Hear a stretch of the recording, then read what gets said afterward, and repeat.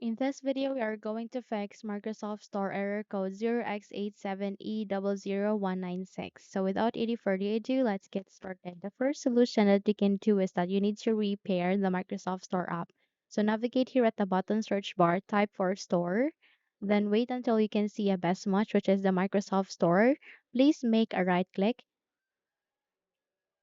and click for App Settings.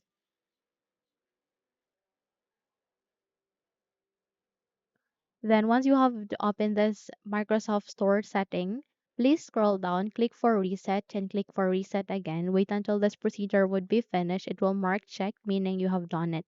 Once you have done it, check if the error has been fixed. But if not, I want you to proceed to the YouTube description. You can see there a command. Please copy this command and then navigate at the bottom search bar, type for PowerShell. Then wait until you can see a batchmatch, which is the Windows PowerShell. Where here you need to run it as an administrator corresponding to it. Click on that one.